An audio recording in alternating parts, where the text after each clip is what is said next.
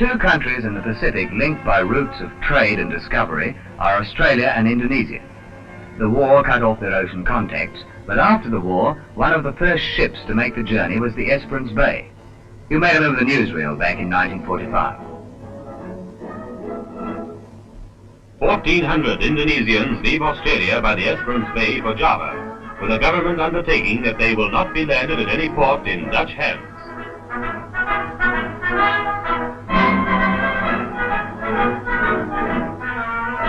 An official of the Australian government goes with them to see that the guarantee is carried out.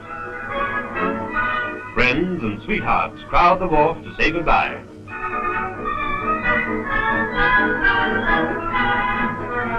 Before the ship sails, E.V. Elliott, representing the combined Australian trade unions, speaks to the men. As Federal Secretary of the Seamen's Union, on behalf of the trade union movement of Australia, I present to you this flag. Take it with you to your young republic as a symbol of the support of the Australian workers in your fight for independence.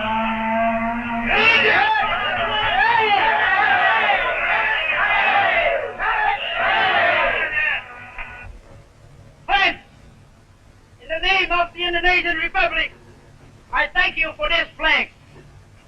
We will never forget the great hope Australian Labour has given us in the vital first days of our republic when we need that help most.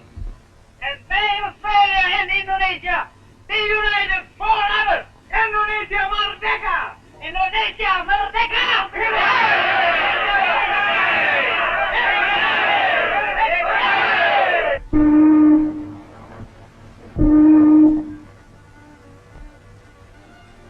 On that October day, the Esperance Bay sailed from Australia for Indonesia.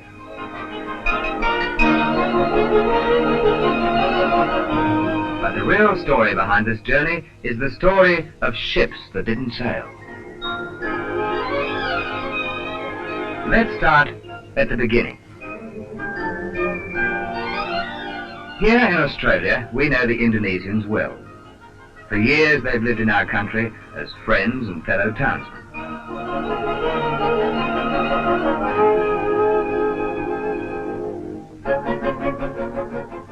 The women learned the names of our vegetables. And mothers found that children were much the same in any language.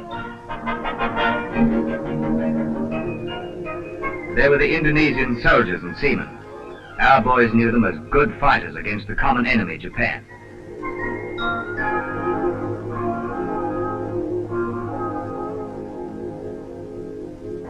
At our Victory Loan rallies in Martin Place, we applauded their musicians, lending their support in thousands of pounds, as well as music.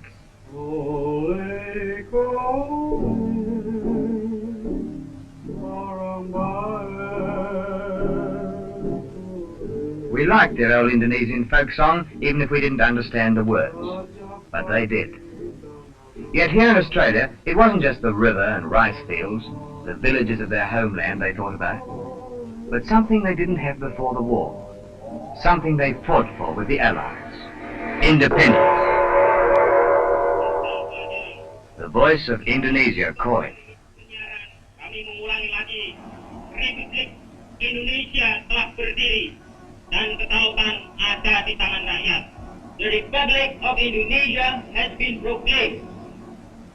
These are the salient points in the Republic Democratic Constitution: freedom of organization, freedom of assembly, freedom of expression, and freedom of the press.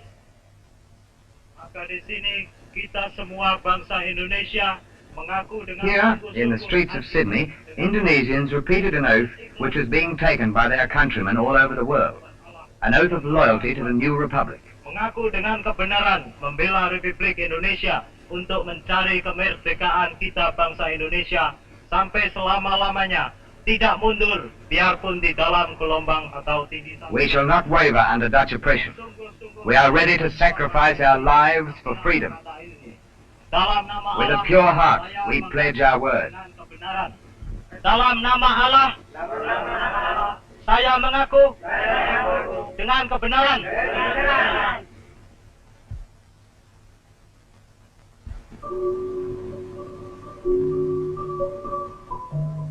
That night, they celebrated independence with the dance of the knight and the princess.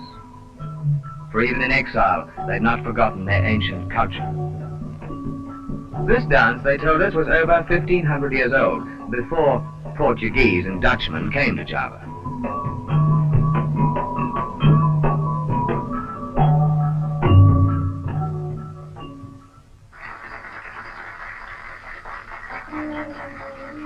The wives and young citizens of the new republic were there too. Everyone joined in these dances. Yes, that night we celebrated. But in the morning, 72 million people took an oath to defend freedom with their lives. That wasn't just words. Look, those 72 million Indonesians live in some of the richest islands of the world. But for 3.5 centuries, Dutch colonial rulers have taken all the profits. Tin mines, the quinine monopoly, oil fields and rubber plantations. It added up to about 32 million pounds, or $100 million a year. That's quite a bit, eh? Now the war's over, they'll want to go back to making profits, and for that they'll need ships. The ships are here in Australian harbours, in Brisbane, Melbourne and Sydney. Ships to reconquer their treasure islands, to get back their oil and rubber, their quinine and tin mines.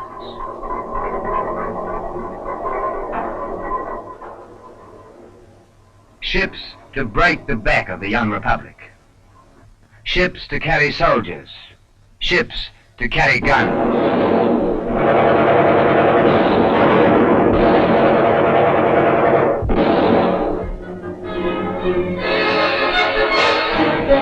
No, said the Indonesian seamen. We won't man your ships. We won't carry arms to be used against our own people. Here's our answer. Direct action. They left the ships. They walked off the wharves. They quit the offices. Soldiers refused service. It takes courage to strike against your rulers in a strange country, but they did that. And the Japs didn't tell them what to do. 350 years of Dutchmen taught them. They got together with Australian wharfies right here on the docks while the big ships waited. They spoke in a language workers in every country understand, of bad conditions, low wages, and what those 350 years of Dutch colonial rule had meant to Indonesia. The news spread, and Waterside workers came from other wharves to listen. Finally, it turned into an impromptu meeting. That's when Australians had their say. Indonesian seamen weren't allowed to form a union till they came to Australia. We helped them get organised, and now we can't let them down. We can't scab on fellow workers. What about the Atlantic Charter? We're committed through the World Trade Union Congress to support freedom for all nations. Why not Indonesia? Their spokesman asked for just that. Our support for Indonesia's struggle for freedom and self-determination. Well, it's up to us. Declare Dutch ships for Indonesia black. When the wharfies sat down, it meant action.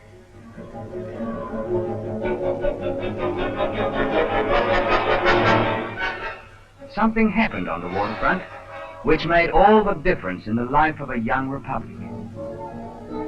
The Dutch companies, who had once had a great fleet to carry wealth from Indonesia, now had to beg for every ship to take them back.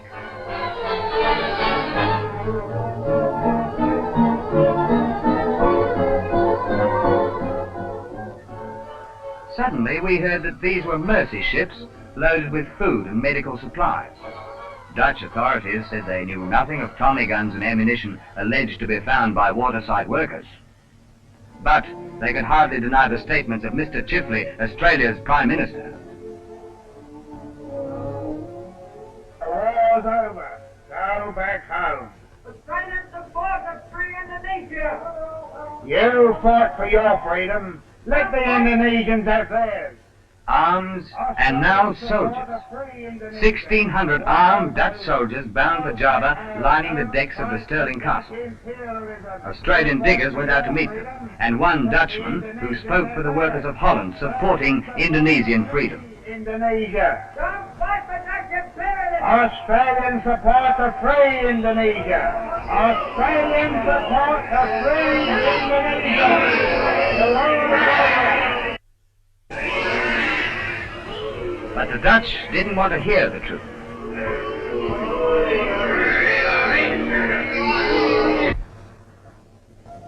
Indonesia calling. Through a static of gunfire, they heard the voice of their homeland, asking them to keep up the fight, to hold up all Dutch ships carrying arms to be used against the new republic. Indonesia, bekerjalah bersama-sama dengan pergerakan kaum buruh di Australia. Now the fight was really on. Wharfies chalked up their answer and walked off ship after ship. In Brisbane, Melbourne, Adelaide, Sydney, in all the ports of Australia.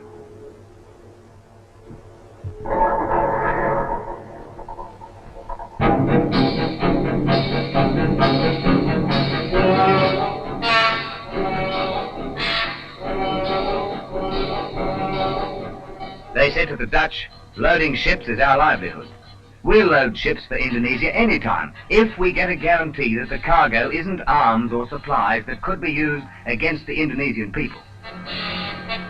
We never got that guarantee. The black band spread as other unions joined the struggle. One day it was the transport workers who turned off their ignition keys and left Dutch freight stranded. Next, ships' painters stopped work. Dutch ships were too black for them to put another coat of colour on.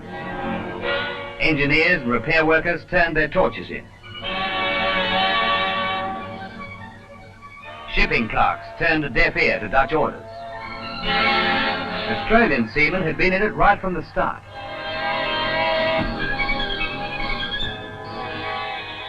Soon, they were joined by 11 British from the crew of the Moreton Bay, who jumped ship rather than carry soldiers to Java.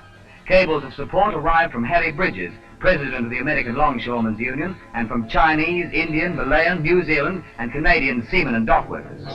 Workers in every country supported the action of Australian labour. Don't be fooled by the card game. Don't let them try to put anything over. We're wake up. So were the shipwrights, plumbers, coal lumpers, the Merchant Service Guild, firemen and deckhands unions, the storemen, packers, moulders, dockers, boilermakers, not to mention iron workers and electricians. All along the waterfront, the ships were idle.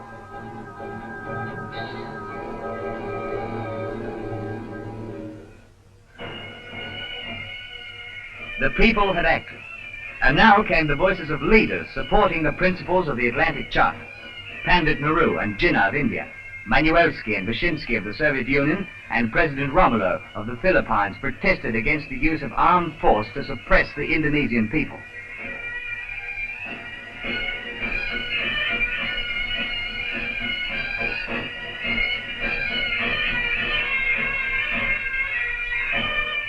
At a record meeting in the Domain, this returned soldier reported that Indonesians had already proved they could govern their own country. In the name of my republic, I thank you, said Jan Wilander. But for your help in holding up those ships, our republic might have been destroyed. The black ban on ships for Indonesia is complete.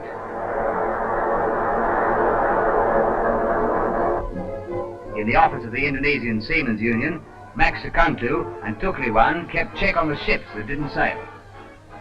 Bishvik, black. Bandarin, black. Pahud, black. Tasari, black. Tasman, black. Janssen and Bontekoe, black. Van Swol, black. Van Hurt, black. Swartzen, one's got away, an Indian crew on board.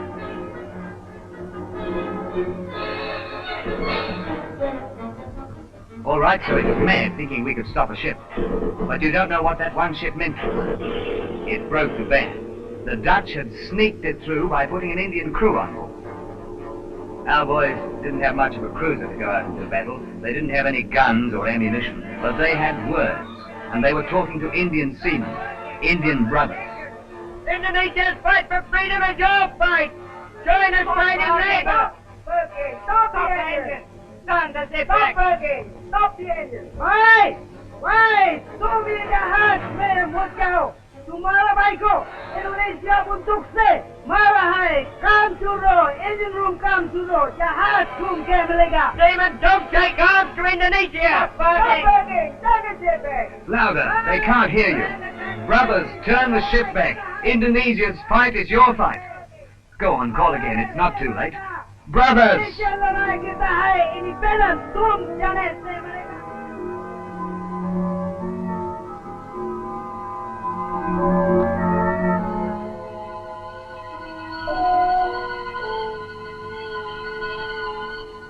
They've gone.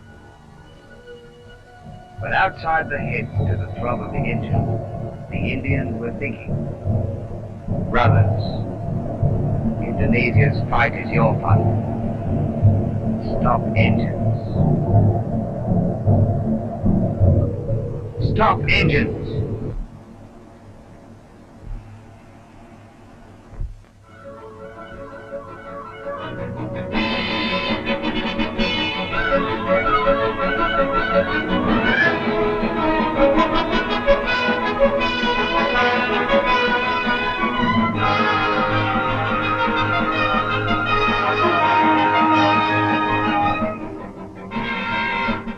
They've come back. The Indians have come back. They've done it. They've stopped the ship. Come on, this really calls for a celebration.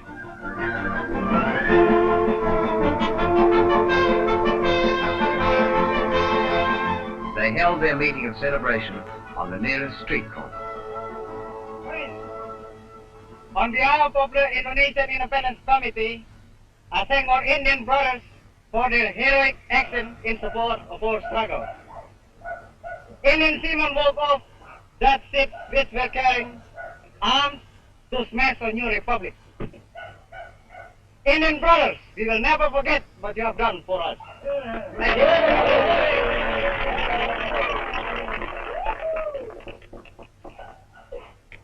Friends, we were informed that we were to repair Allied troops and take road to Borneo. But we found ourselves put on a Dutch ship carrying arms and ammunition to Indonesia, but we refused to sell them. The Dutch threatened us with a gun, but still we refused. And now, we will not sail with the ship. Their struggle is our struggle. Their victory is our victory.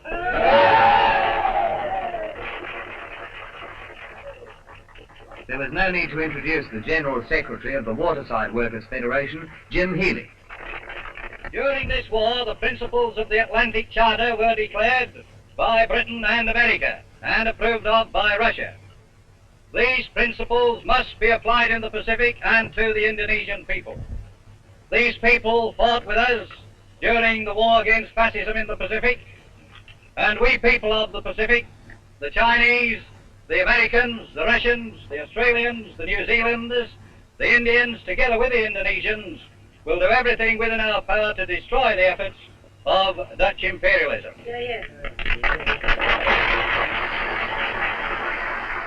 Chinese seamen have taken the hat around again, which brought their contribution to the Indonesian fund up to 1,100 pounds.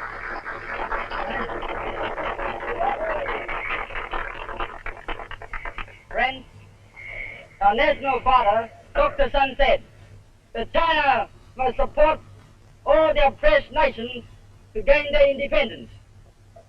That is why we Chinese are supporting the Indonesian national movement. Mantuk Jiao Gai Phong Mantuk Mantuk!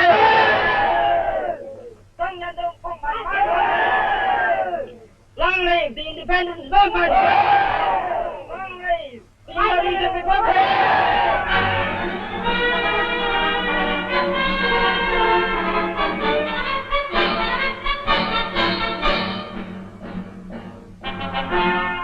It grew out of the cheering. Indonesia and her allies moving forward. The people of 5 nations who had stuck together. They marched toward other battles. And below them, under the bridge, lay the ships that didn't sail. Ships that didn't sail so that a young republic might live.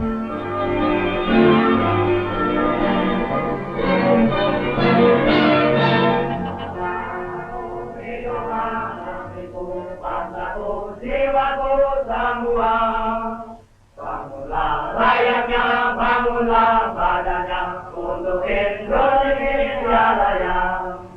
Indonesia mulia, mulia, tanahku, negeriku yang kucinta. Indonesia mulia, mulia.